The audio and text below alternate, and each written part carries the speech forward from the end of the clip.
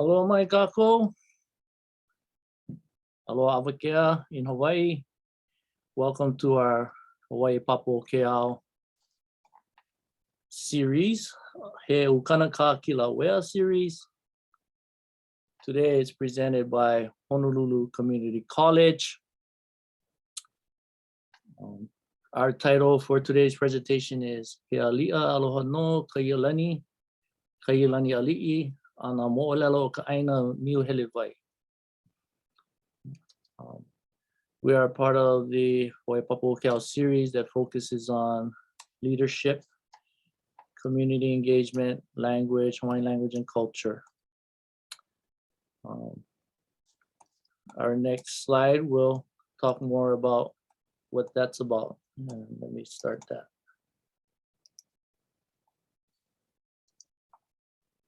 Aloha mai kākou. My name is David Lassner, and I serve as the president of the University of Hawaiʻi, leading our 10-campus system and our flagship University of Hawaiʻi at Manoa. We serve these islands, which are the ancestral home of the Kanaka Maoli, or Native Hawaiian people. My own ancestry involves centuries of wandering, but I am now privileged to make my home in lush Waiomau within Palolo Valley, in the Ahupua'a of Waikiki, within the Moku of Kona on the island of Oahu. I am personally grateful to this place and her people, both of which have embraced me for over 4 decades.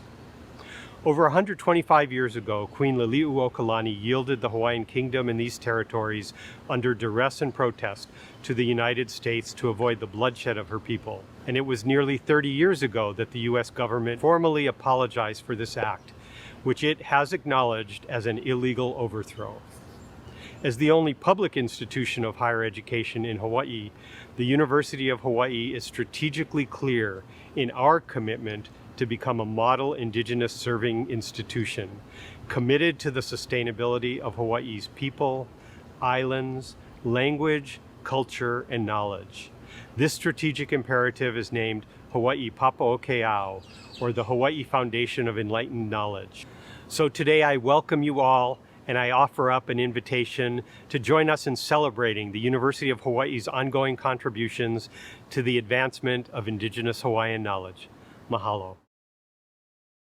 Aloha mai kākou. I am Mainette Kapiahiokalani Padikinani Benham, Chancellor of the University of Hawaii West Oahu and co-chair of Hawaii Papo Keao, with Chancellor of Maui College, Dr. Louis Hokoana. Hawaii Papo Keao was established in January 2012 and consists of representatives from all 10 campuses. The purpose of this presidentially appointed committee is to set goals and objectives to address the higher education needs of Native Hawaiians through 3 pathways: leadership development, community engagement, and Hawaiian language and cultural parity. At our first meeting this school year, our discussions focused on how our Native Hawaiian students, faculty, and staff, and their families were managing this challenging time. Committee members shared that folks on their campus were feeling isolated, disconnected, and depressed due to the psychosocial, emotional, and economic impacts of the COVID-19 pandemic. So we asked, what could Hawaii Papo Keao do? And after some discussion led by Tapori Tangaro, representative from Hawaii Community College, we decided that we wanted to address Indigenous well-being through the nourishment that can be found in the abundant talent and knowledge across our campus communities. Hence, the birth of the inaugural Hawaii Papo Keao series, He Ukana Aloha Kā Kīlauea. Mahalo for joining us today, and we hope to see you and your family and friends every month through June of 2021 as we lovingly share this makana with you. E nā nea kākou I ka ike kupuna I ho'owili ai mai ki kilo mai. Enjoy and be enriched by the wisdom passed down from our kupuna through so many generations to us today. Aloha. no tihi lawe ate aloha la hanali oka ke le tamoana la hana holoma mua holoma ho pela hana taupono tai hui tamatahani la hana haeo mai ki la hue ala hana taua he ahe ia i taili taila hana hakinu a kauahi i te taila hana no mea e kaui la malaha halola hana waho mai a o taihi vila hana no kamehameha e lima.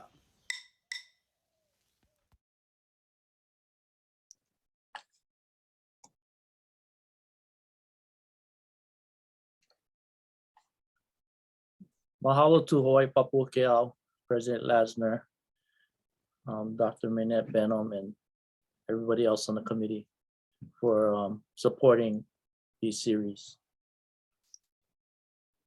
Aloha mai kako. Sorry, My name I have to pass that. So my name is Alapaki Luke. I am the chair of Kulana Hawaii Hawaiian Programs Division at Honolulu Community College, but I am also the Hawaii Papua Keao representative since its inception in 2012 for Honolulu Community College. And we are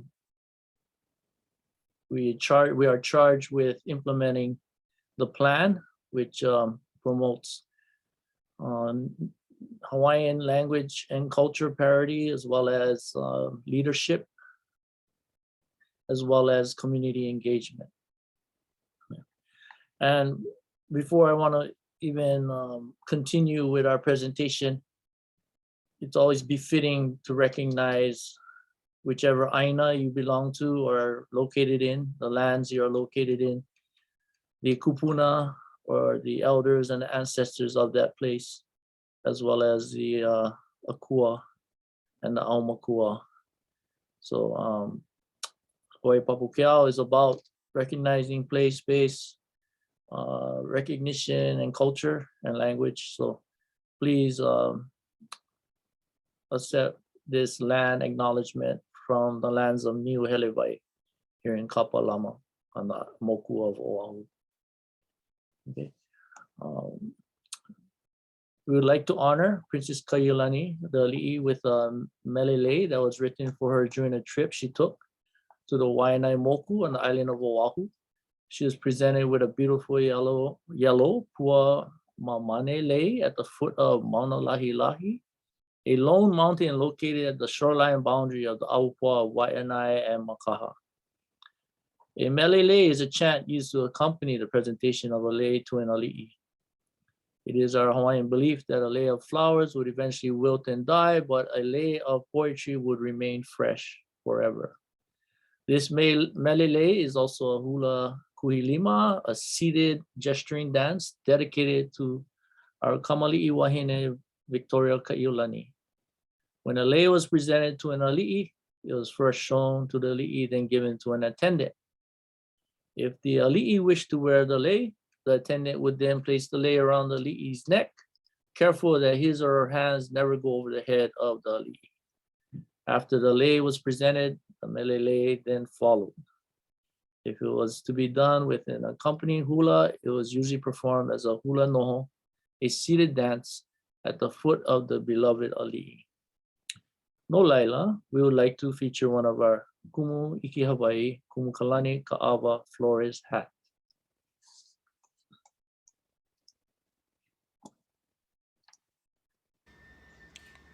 Ho mā kaukau, ai I mauna lahi lahi ko vehi, pā.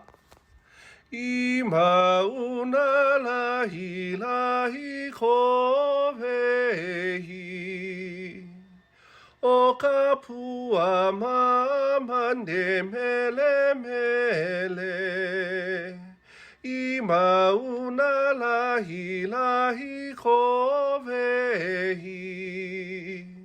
O ka pua mamane mele mele I ponia I ka vai o ka niu Kaya ulua e oe he moani I ponia I ka vai o ka niu Kaya ulua e oe he moani Mane I mai ka uana ulu Ho'opulu I ka pua mamane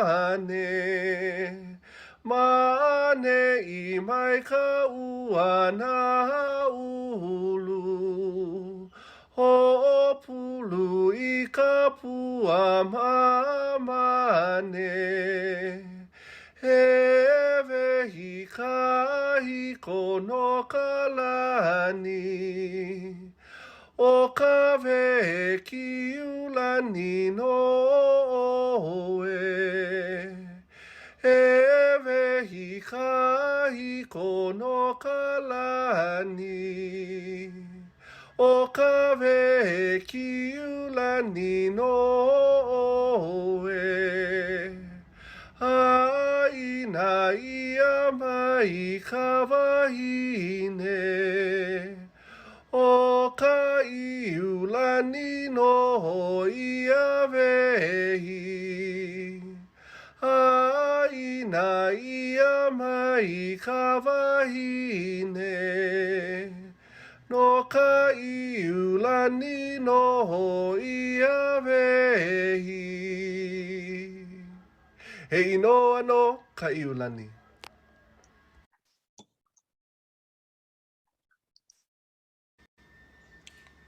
Ho'omaka. Mahalo nui e Kumukalani for opening our webinar today with an oli to honor our beloved Aliʻi Kaʻiulani. Like I mentioned in our land acknowledgement, we're at Honolulu Community College located in the āina of Niuhelewai in the ahupua of Kapalama. In keeping with the theme for He Ukana Kā Kīlauea, we honor the beloved Princess Victoria Kaʻiulani. We chose the princess in part because March 6th commemorated the 123rd anniversary of Princess Kaʻiulani's hala or passing in 1899, but also because she had a special relationship with Niuhelewai and Kapalama.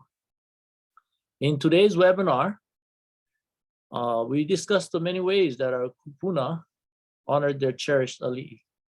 As demonstrated by our opening oli and hula, Hawaiians celebrated their Aliʻi in a variety of ways, and here in Niuhelewai and throughout the Kapalama Aupua, as well as the Moku of Oahu, there still remains lasting symbols of Princess Kaʻiulani's legacy.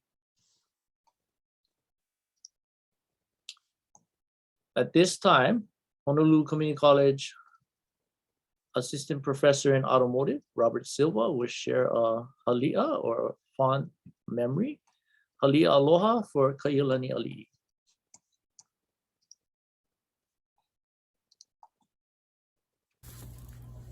A calling. Do you know what your calling is? Have you ever had a project that needed a lot of planning?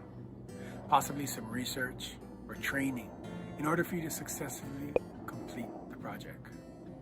You dedicate tireless amounts of hours to prepare for this task that you know will not be easy, but is definitely doable. Only to find out that on the day that the project was supposed to start, plans have changed and the project has been canceled. That is the story of our young and beloved princess, Kaʻiulani. Owaiʻoia. Who is she? When hearing this name, one can only imagine the personality of those who hold it. The Sacred One. Kaʻiulani's life was planned from the day she was born And on October 16, 1875, her story begins. Born to Miriam Likelike, sister to David Aloha Kā Kīlauea, and her husband Archibald Scott Cleghorn of Scotland, Victoria Kavekiu Lunalilo Kalani Nui Ahi Lapalapa Kaʻiulani Cleghorn's birth added a new member to the Kalakaua line. She was christened by Bishop Willis at St. Andrew's Episcopal Church and was quickly proclaimed third heir to the throne behind Liliuokalani and her mother Miriam Likelike by King David Aloha Kā Kīlauea. Until the age of 3, Kaʻiulani lived a couple of blocks from Kauaiha'o on Queen Emma Street, but spent most of her childhood in āina, a cool place. A sanctuary built by her father on a 10-acre lot in Waikiki, gifted to her by her godmother, Princess Ruth.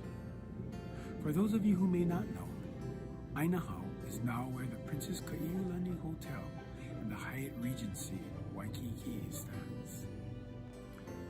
Her years at Aina were filled with exotic plants, peacocks, amazing visitors, and private training. Her time there was cut short, however, and in 1887, her mother, Miriam Likelike, passed away. It is said that on her deathbed, Likelike told Kaʻiulani that she was to leave the islands for a long time and never to marry or reign as queen. As if by her mother's premonition, on Friday, May 10th, 1888, at the age of 13, Kaʻiulani, along with Miss Gardiner, her trainer of many years, was sent on the USS Umatilla to boarding school in Scotland, the Great Harrodon Hall, to learn of governance. Kaʻiulani Aliʻi, an English written poem by Robert Louis Stevenson, and then translated into Hawaiian and composed by great Hawaiian songwriter Charles E. King, was created for her upon her departure.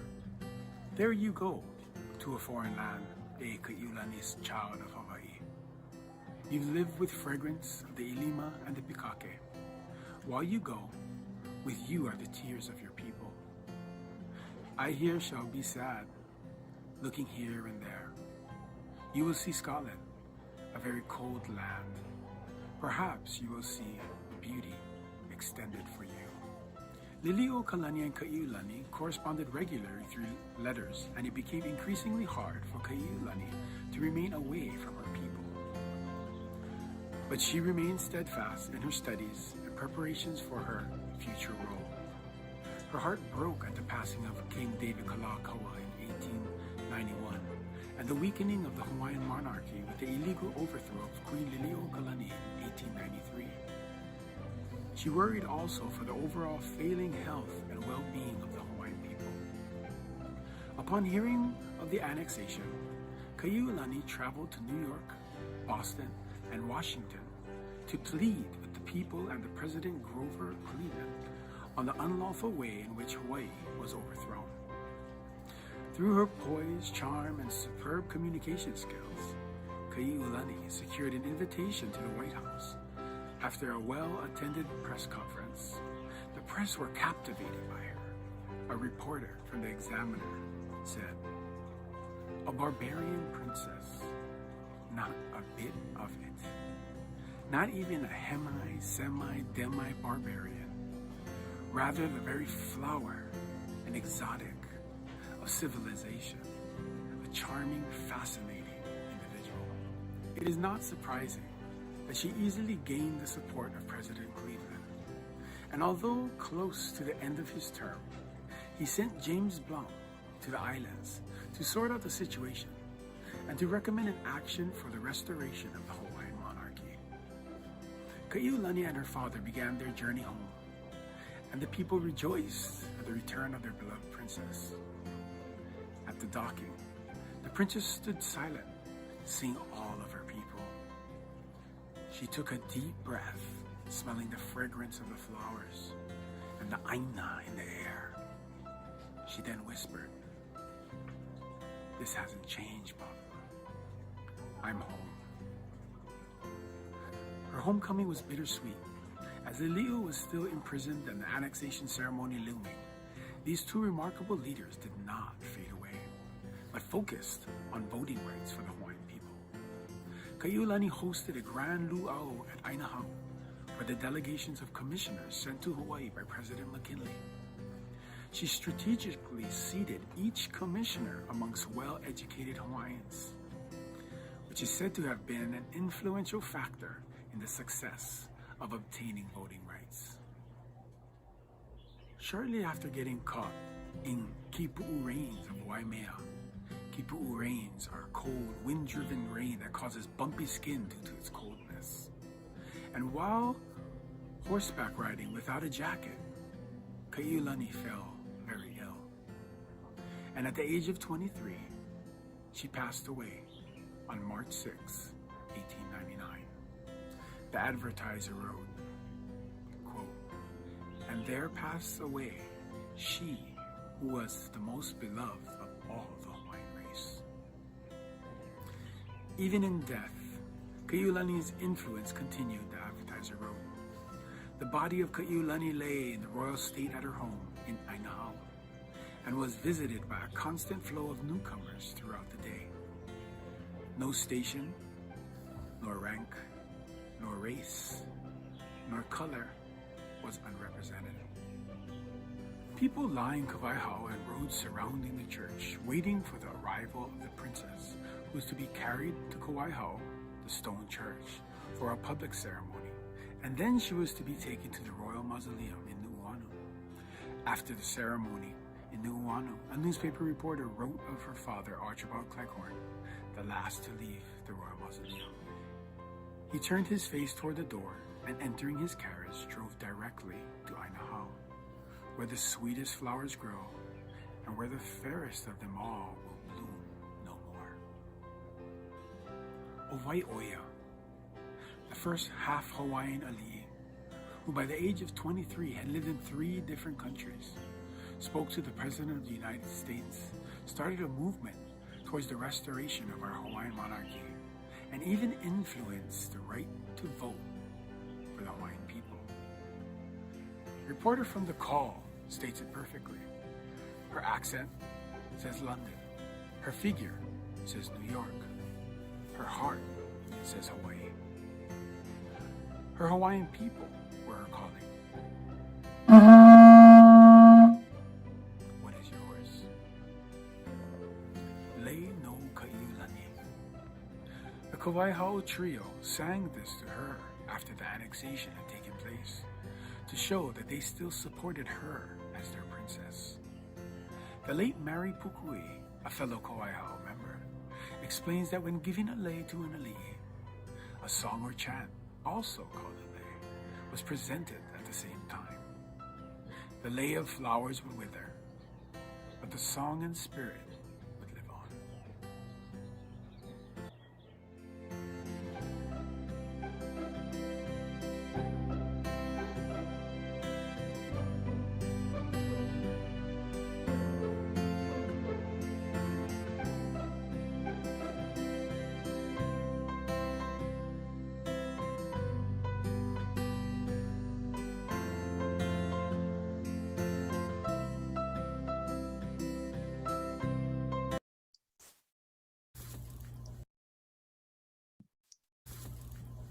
A calling. Mahalo nui, Robert. Kaʻiulani's life, though short, had a great impact on the people of Hawaii. One of the many examples of how her memory lives on is located adjacent to the Honolulu Community College, our campus, just mauka of us. Next, I would like to share a presentation put together by Kalealoa Lamho, who is our Hulili Ke Kukui Hawaiian Center coordinator.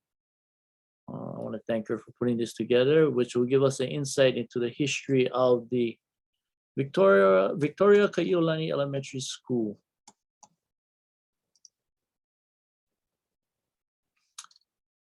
Just mauka and adjacent to Honolulu Community College in an area of the Ahupua of Kapalama, known as, well, the area in Kapalama known as Keoneʻula lies the Princess Victoria Kaʻiulani Elementary School.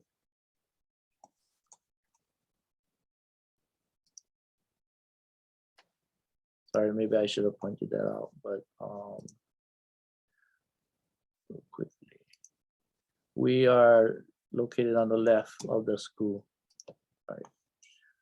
The school opened its doors to the public on April 22nd, 1899, less than a month after the passing of Kaʻiulani on March 6.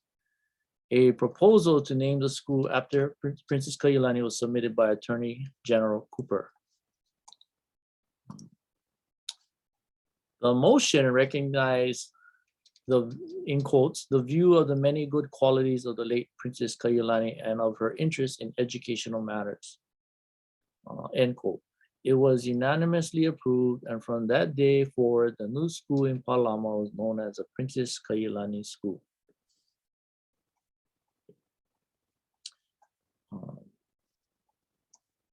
And this is an article from the Pacific Commercial Advertiser, April 11, 1899. The designation of the Palama School as the Princess Kaʻiulani School will be a tribute to the memory of a young woman whose history and premature death makes one of the sad stories of the closing days of Chifu in Hawaii. The school's first day of classes started on April 24th, 1899. The first principal, Mr. Armstrong Smith, reported that the school's opening attendance was 297 haumana, ranging from age 6 to 16, and 86% of the student population were of Hawaiian and part Hawaiian ancestry. There's another article from the Pacific Commercial Advertiser saying the Hawaiians are taking a great interest in this school and it's believed that the attendance of Native scholars will be large and steady. Mrs. Nina Fraser took over as principal in 1899, later in 1899, a role she served for 32 years and retired in 1931. The curriculum initially focused on agriculture, trades, domestic chores, and music, as well as Ike Hawaii, or Hawaiian cultural practices such as mele, weaving, and lei making. Throughout their early history of the school received many accolades for their garden, especially their native Hawaiian plants and taro patch on campus. Taro was a subject over which one class devoted much time and attention. According to this article, it was now pronounced as flourishing under the care of the Hawaiian children. This also inspired us to start our own mala, kalo, on campus back in 2011 here adjacent to the school as well.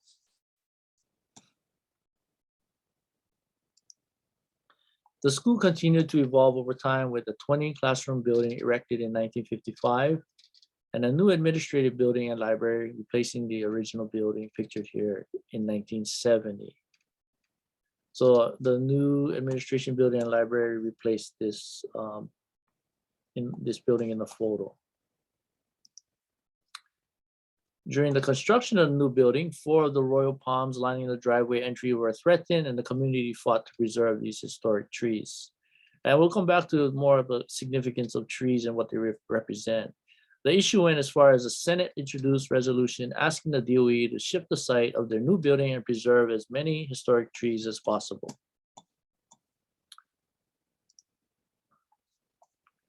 Besides its historic trees, the legacy and memory of Princess Kaʻiulani is commemorated at the school through an annual celebration in honor of Princess Kaʻiulani's birthday on October 16th.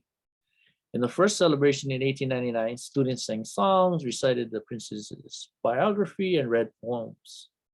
The celebration closed with a song that was composed in honor of the princess's birthday. Kaʻiulani Aliʻi is the title of the song, while lei from each grade level was presented to a portrait of Kaʻiulani.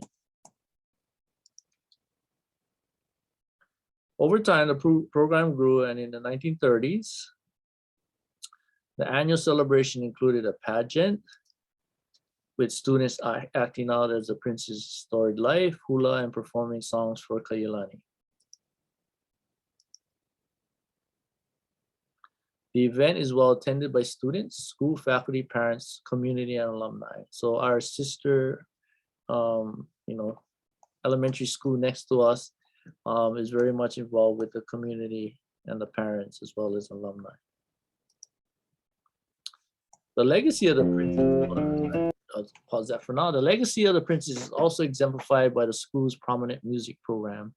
Princess Kaʻiulani was known to be an accomplished musician, and many notable alumni went on to become acclaimed musicians. One such example is renowned slack key musician, kumuhula, laymaker, and manaleo, Auntie Alice, Ku'ulea Loa Poina Ole, Kanaka o Luna, Na Makelua. Born in Kihalani on Hawaii Island in 1892, she moved with her family to Kapalama and attended Kaʻiulani School as a girl. From an early age, Auntie Alice was recognized as a musical prodigy. She notes that it was at Kaʻiulani Elementary that she started writing poems, a skill that aided her in songwriting later. After Kaʻiulani Elementary School, Auntie Alice met Queen Liliuokalani, who lavished in listening to the girls sing. Play a little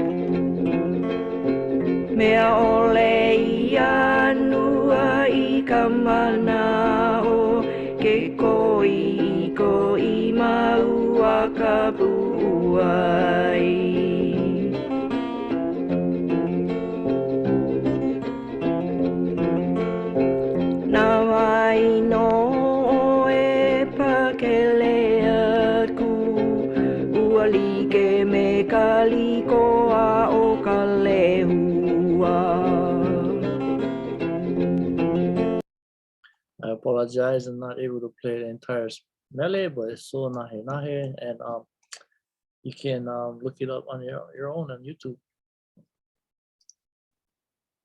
This is an interview. Auntie Alice talks about her experience at Kaʻiulani School and what life was like in the area in the early 1900s. I see.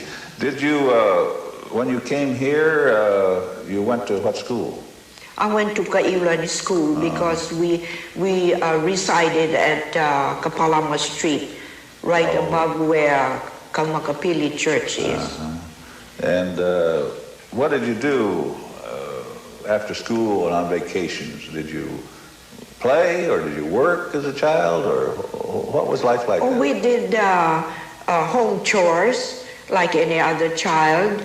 We learned to do our regular duties in the morning, and we played and we sang and we taught. Most of the children those days were talking Hawaiian language. Oh, they were, huh? Because the English language was still kind of new. You were quite close. I see. Did you, when you... That was so nice to hear from Auntie Alice. The school continues to celebrate Princess Kaʻiulani's passion for music. In 2002, the Hawaiian Music Foundation piloted a music education outreach program called Emele Kako at Kaʻiulani School. The program is taught in collaboration with Hawaii Youth Opera Chorus to provide students with an introduction to classic Hawaiian music and choral singing today. We mahalo Kaʻiulani School for all the ways they have honored our beloved princess and for their role in memorializing our Aliʻi's living legacy. I just want to mahalo Kalea Loa Lamho again for putting that presentation together for me to share with you.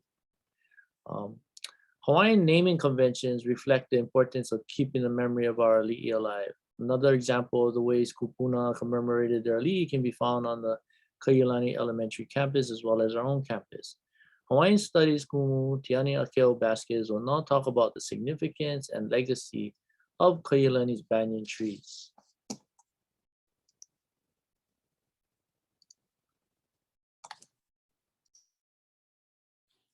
Tiani here to share about one of the ways that we can honor and perpetuate the legacy of our Aliʻi, which is through the preservation of important sites, names, as well as the Moʻolelo or histories that are associated with them. For Kaʻiulani, one of those legacies is that of her paniana or her banyan tree, the Kaʻiulani banyan. The Kaʻiulani banyan was located at Waikiki at a place called āina, which was the land that was gifted to her by her aunt Kaʻiulani. And the Hawaiian word paniana it's a Hawaiianized word, which reminds us that this plant is not native to Hawaii and was introduced. To commemorate her birth in 1875, an Indian banyan, this one that we see here, was planted at āina, which is a very popular gathering place for Aliʻi as well as visitors to Hawaii. And all who visited always commented on the princess as well as her banyan, which was a focal or center point for gatherings on the property, even after the overthrow. And in 1899, when Kaʻiulani had passed away, her banyan provided solace and shade to hundreds of mourners who came to visit her at āina. The first Indian banyan was planted in Lahaina just a few years earlier, before Kaʻiulani's birth, in order to commemorate the 50th anniversary of the missionary presence in Lahaina. That banyan today is next to the courthouse, and it's actually the largest banyan in the islands and covers over half an acre. Kaʻiulani's father, Archibald Cleghorn, also known as Ake, he was responsible for āina after her passing, and her banyan continued to remain his most beloved possession. When he passed in 1910, he had hoped that the property would become a public park, but instead the legislature actually turned down the gift, and the land was subsidized and sold off. The daughters of Hawaii eventually took over the care of the banyan as well as part of the property, which was deeded to them in 1930. But they struggled with the upkeep of the banyan, and the significance of Kaʻiulani's banyan was slowly being forgotten. In 1921, there was a fire in Waikiki where the tree served as a fire break to protect other structures. But when the news covered the event, they referred to it as the Stevenson banyan after Robert Louis Stevenson instead of the Kaʻiulani banyan. Eventually, the tree was removed in 1949, but some of its cuttings were preserved and transplanted around town. And so you'll find a handful of significant banyans around Honolulu that are relative to the Kaʻiulani banyan. Like this particular banyan, which is planted at Kaʻiulani Elementary School. The elementary school opened in 1899, and the banyan was planted in 1900 from a cutting from āina. And the plaques that we see here were bronze ones that were created by the daughters of Hawaii and then brought over from āina. Just about 1 block mauka of the Kaʻiulani Elementary School is the site that was called Mauna Kamala.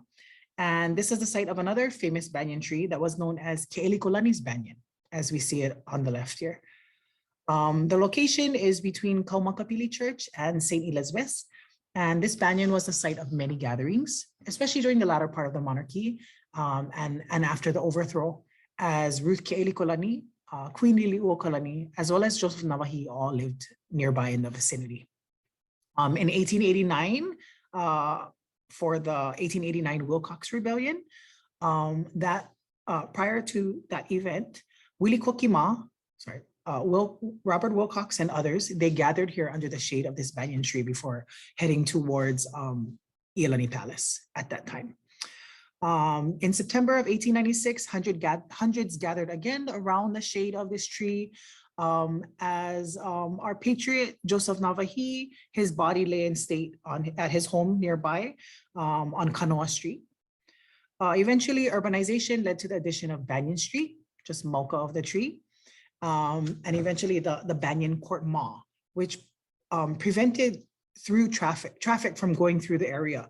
But eventually the tree was removed and the site was converted into a parking lot. And today, all that is left, other than this grassy area where the tree used to be, is a sign with no explanation, and it reads Kamalulani o Keoneula. Another banyan that was planted by Kaʻiulani's father as part of the government nursery was at the corner of Lunalilo and Ke'eomoku. Lunalilo is what we know today as King Street. So King Street and Keʻaumoku is a very, very busy intersection. And when the road was widened in 1967, the tree was removed and some of the cuttings were preserved and transplanted. One of those cuttings was transplanted to Honolulu Community College. So here's the Kapalama Canal running alongside HCC campus from Mauka to Makai. This is Dillingham here. This is King Street here. And so at first that cutting was originally transplanted to this spot with the X in it. But with the building of the library there, that tree was moved. And so we now have our banyan in the parking lot of Building 7, as well as one of those cuttings was transplanted to Ala Moana Beach Park, where if you're driving through Ala Moana Beach Park from the Ewa side and you're going towards Waikiki, this banyan, a bunch of banyans will be on the right-hand side on the Makai side. Also on the same image over here, we see the Kaʻiulani Elementary School banyan, as well as a little bit further Mauka where the Keʻelikolani banyan used to be located. There are also other famous banyans around town that are known to be relatives or related to the Kaʻiulani banyan. Located at Iolani Palace, Bishop Museum, Thomas Square, as well as Kaʻiulani Park. The banyans at Kaʻiulani Park, which are kind of also in the zoo area, as well as those in the center of Thomas Square, were provided by Kaʻiulani's father. On the grounds of Iolani Palace is a famous banyan, which was a favorite spot of Queen Kaʻiulani and her ladies to hang out underneath in the shade. And on the top right here, we can see the one that's at Ala Moana. And the middle on the left, that's actually the one that was located at Lunalilo and Keʻaumoku Street. After Bernice Pauahi's death, Charles Reed Bishop also had a banyan planted by the Kamehameha School for Boys class of 1894. It was planted next to Bishop Hall on the Makai side of the campus. And as a favorite uncle of Kaʻiulani, after her passing, he opened the Kaʻiulani's Home for Girls to honor her memory. Its first location was at the current site of the State Library. And the second location was just down the road at the Kauai Ha'o Plaza offices. So these particular banyans we've been talking about, these are Indian banyans, but otherwise the term banyan refers to multiple varieties of fig trees that drop aerial roots. Yeah, the tree was actually, the term banyan, or a variation of it, comes from the name that was referred to the merchants who did business under the shade of these trees. Yeah, in Hindu, the tree represents the trilogy of the supreme gods. And so we see it's very revered and sacred there. When the banyan was first introduced to Hawaii, the Indian banyan couldn't self-propagate due to a lack of pollinator wasps. And so in the early 1900s, about 35 varieties of banyans were introduced, as well as the appropriate pollinators. But only 2 of those pollinators survived, which allow the Chinese banyan and the Port Jackson fig to reproduce freely today. The first Chinese banyans were introduced by a Chinese businessman, a Fong, who planted the first 2 in Nuuanu and named them Yin and Yang. If you are familiar with Hungry Lion or Shinchote on Nuuanu Avenue, then you may be familiar with these trees. One of them was located in the parking lot and was moved in the early 2000s, or removed. But the other tree was inside of the Hungry Lion restaurant and still remains to this day. Now you have Hungry Lion closed in 2010, and so now you have Starbucks there. But if you look next to the entrance, not into Starbucks, but next door, you can actually see the base of the trunk of the banyan tree. And then if you look further above the building, you can actually see all of the top of it.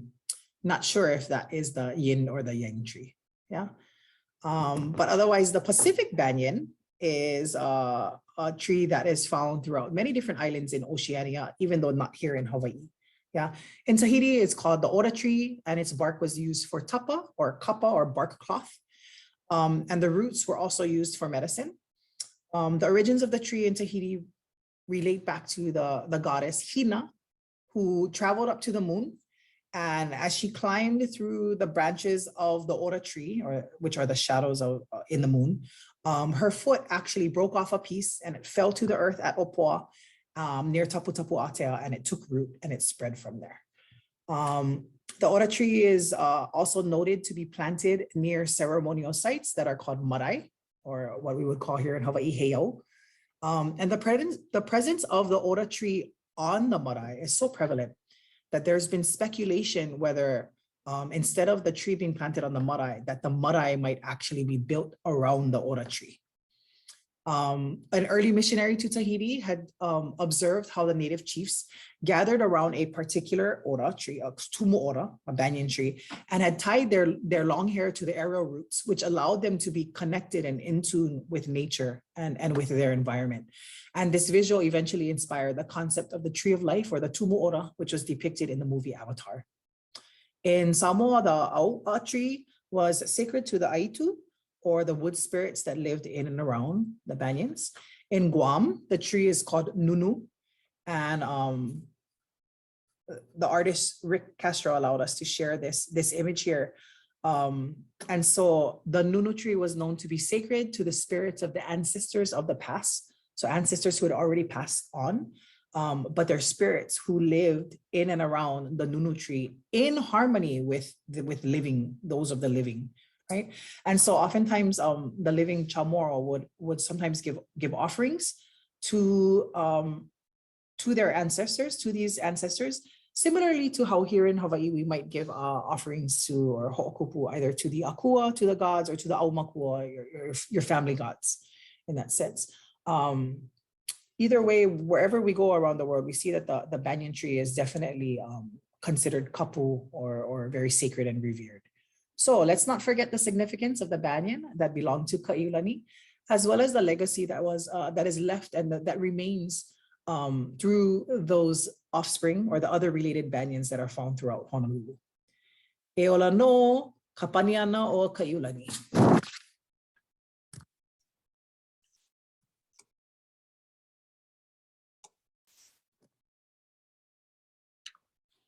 Tiani here to share about one of the ways that Mahalo nui, Kumu Tiani, for sharing about the significance of the banyan tree to Princess Kaʻiulani and Hawaii and other people and other places. We have this slide here just to remind us that when we don't know our stories, or even lose our stories about the significance of these objects, which are actually full of mana, as well as places and trees. Sometimes it's forgotten and people don't care, or they're careless and things happen. And this is what happened to the banyan tree several years back at Princess Kaʻiulani Elementary. Unfortunately, the tree caught on fire.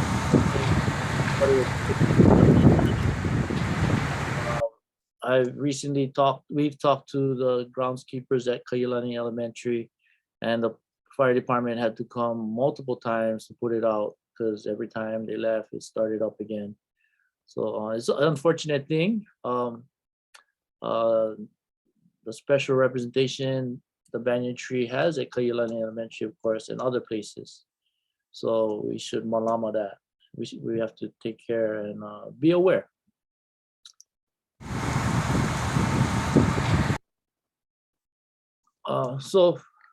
To finish off our presentations, we have Kukalahale Title III project coordinator or specialist, Kipaipai Aloha, and Mohalu specialist, Mahi LaPriere, who will talk about Nā Mea Makamai, treasures that are left behind as artifacts of remembering our Aliʻi. Okay, Mahi, welcome. Aloha, alapaki, aloha everyone. I have the honor and pleasure to talk about one of our mea makamai, our precious and treasured things. This is a papahe'enalu, a surfboard belonging to Kaʻiulani. It is now at the Bishop Museum. She was a true waterman.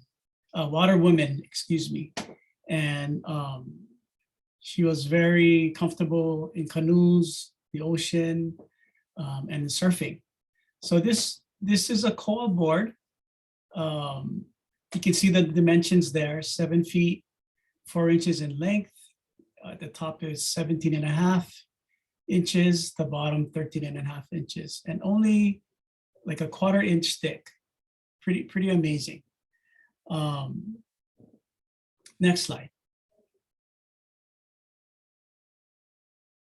Here's a different shot that you can see the peva, or the patches that are also used to repair bowls. Peva could be the tail of a fish, shrimp, or lobster. So they kind of resemble that shape. And you also see some kaula, some lashing done at the tip of the board. And this is an Alaia style surfboard. Next slide. So you may have heard some of the two popular types of boards that you may be hearing about is the Alaia or the Olo.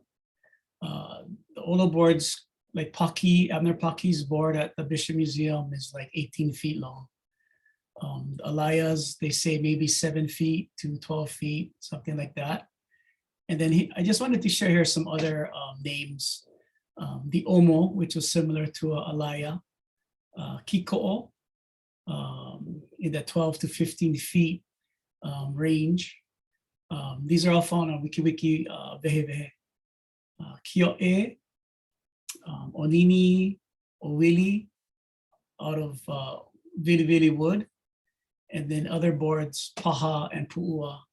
There are others, but these are the ones that were found on WikiWiki Vehevehe. And this picture here is just another angle to see the peva and to see the lashing at the top of Kaʻiulani's Papahe'enalu. Next slide.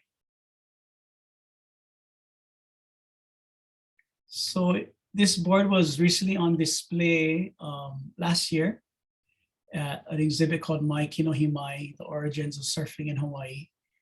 And the picture on the left, you can see like how really thin the edges are.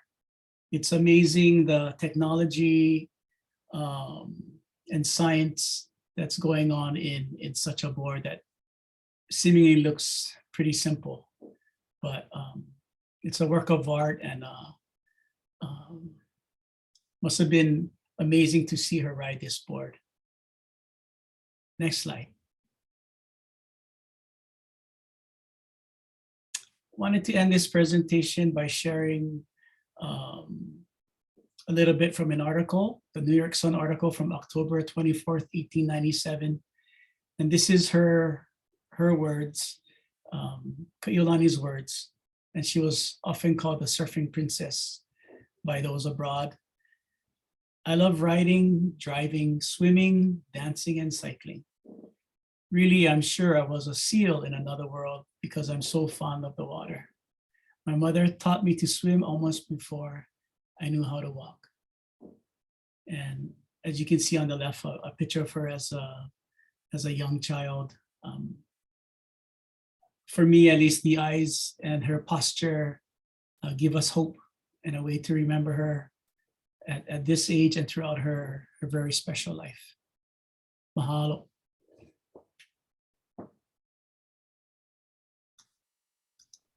Mahalo, Mahi.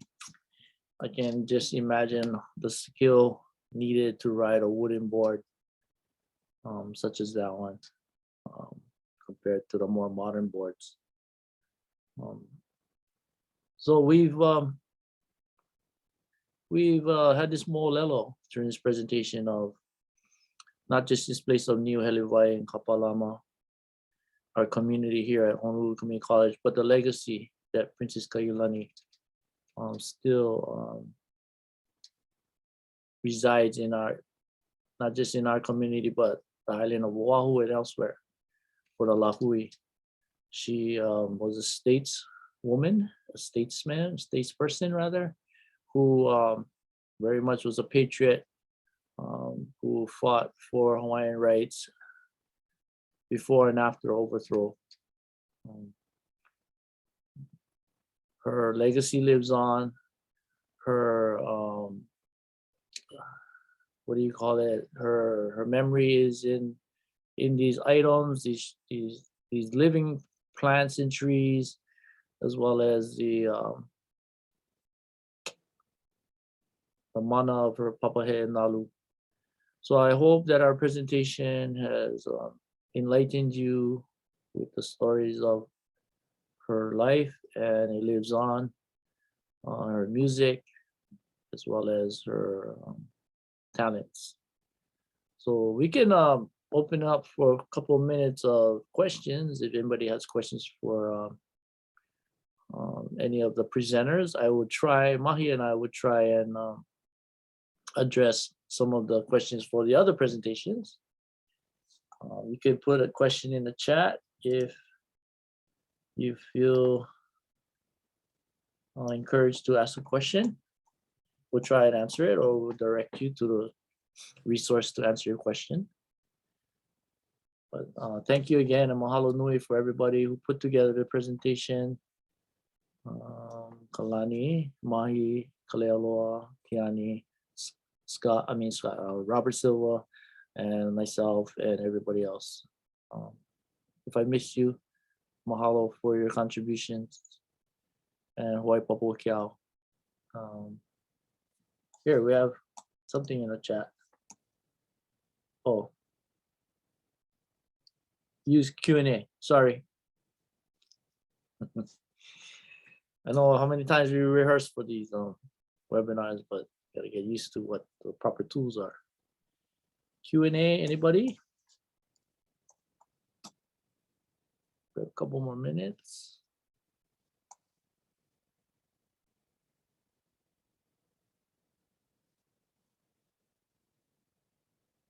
Not I don't see any Q&As. Mahi, you wanna say anything before we close? Just thank you for all the attendees, and yeah, I learned a lot myself. Mahalo. Thank you, Mahi, and I'd like to mahalo Christopher Coates, who is our tech support from the system IT. Couldn't do it without him. Thank you so much. Go get some lunch if you didn't eat yet, but malama pono, aloha, hui ho.